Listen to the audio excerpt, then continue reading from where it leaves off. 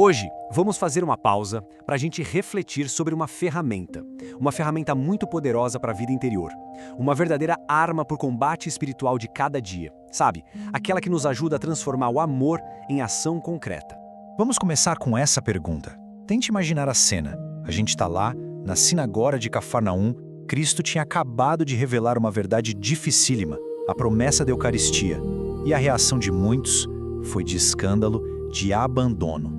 O Evangelho de São João conta pra gente que, a partir daquele momento, muitos dos discípulos voltaram atrás. Eles simplesmente não andavam mais com ele.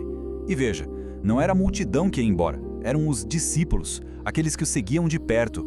Foi um momento de crise, um momento de profunda deslealdade. Mas os 12 permaneceram. E quando Jesus pergunta para eles se eles também querem ir embora, é Pedro quem responde por todos. Eles ficaram. E não é porque eles tinham entendido tudo perfeitamente, não. Mas é que o vínculo deles era algo muito mais profundo. Era um vínculo de amizade, de um amor que confia. Eles sabiam, lá no fundo, que só ele tinha as palavras da vida eterna. E é aqui que a gente chega no coração da coisa. A fidelidade, ela não é um mero ato de força de vontade, sabe? Ela nasce do amor. Os apóstolos foram fiéis porque amavam a Cristo.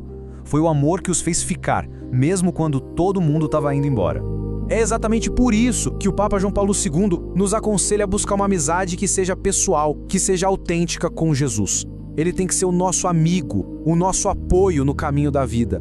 Porque entende, quando o amor é a base, a fidelidade se torna uma consequência natural. Mas a gente sabe, né? Enquanto estamos neste mundo, a vida é uma luta.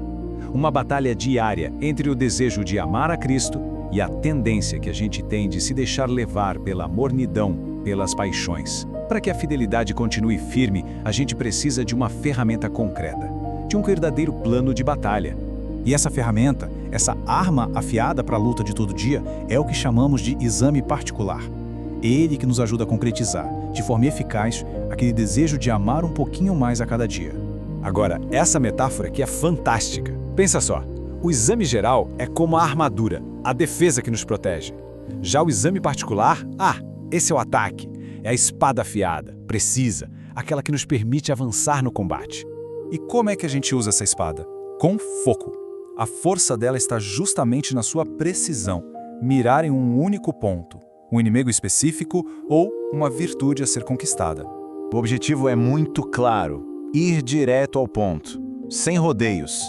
Seja para adquirir uma virtude que a gente precisa, ou para arrancar aquele defeito dominante, aquele nosso Golias pessoal que mais prejudica a nossa amizade com Deus e com os outros. E que pontos poderiam ser esses? Já são coisas bem concretas, do dia a dia mesmo. Talvez cuidar da pontualidade, desde a hora de levantar, ou quem sabe exercitar a paciência com os outros e com a gente mesmo.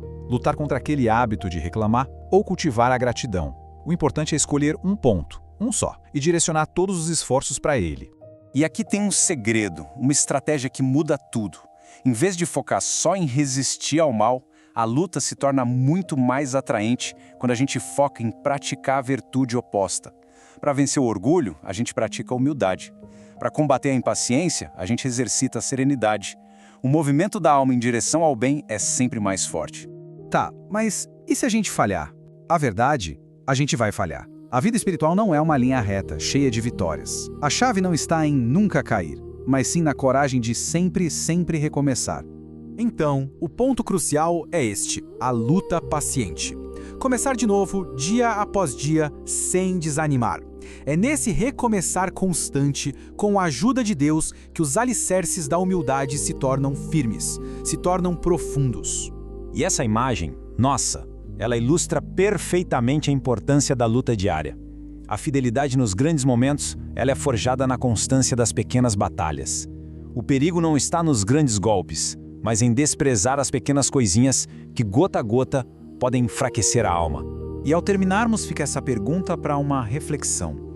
Diante de Deus, vale a pena pensar por um instante qual é aquele pequeno, mas muito concreto obstáculo ao amor que se pode começar a combater hoje, com a ajuda dele. Louvado seja nosso Senhor Jesus Cristo. Para sempre seja louvado.